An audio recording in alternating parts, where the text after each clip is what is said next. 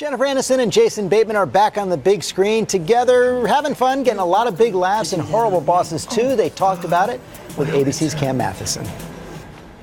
They're back! Guys, the team's back together! The all-star ensemble featuring Jason Sudeikis, Charlie Day, and Jason Bateman as the three down-on-their-luck employees looking to take back their lives, but instead have to resort to kidnapping. That's kidnapping. With one more P it is. That's kidnapping. You know what I'm talking about? I'm talking about kidnapping. That's right, kidnapping their current boss's son after a deal goes south. The trio reuniting for Horrible Bosses 2 and reprising her role as the sex-addicted dentist, Dr. Julia Harris, the one and only Jennifer Aniston. What's your name, honey? How you keep something like this fresh and fun and exciting. I was surprised that the first one turned out as well as it did. I mean, it was fun to do, but oftentimes you can't really gauge just because you have a good time on the set. What was it like coming back to set, being together again? It's really lucky when you have that kind of built-in friendship and kind of know each other's rhythms and know what'll work. Yeah, we're 20 plus years knowing each other, so we've got that on our side. Couple of stinky old shoes. Yeah. The two have co-starred in 3 movies together and say they've got their working relationship down to a look. And you know when a joke doesn't work because you get that look from Bateman. Can I see that look? It's death.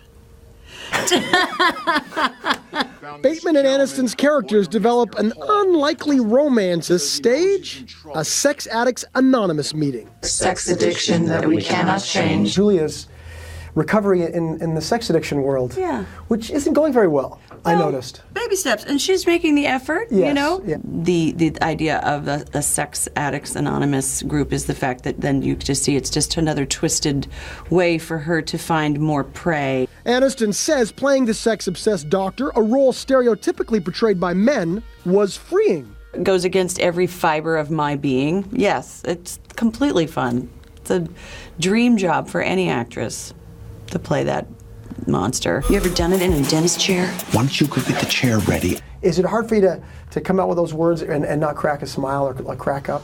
Usually those happen through rehearsal. You get those little giggles out.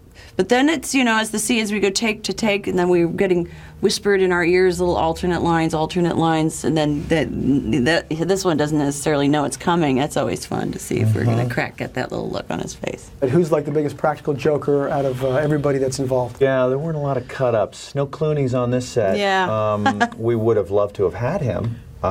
Did not return our calls, though. God, he would have been a good boss. He would have been a good boss. As for the budding romance between characters Dr. Julia Harris and Nick Hendricks, do you think the relationship between Nick and Julia could blossom? Blossom. That would be pretty funny. There's potential there. Pretty great. You just really do make her make the change.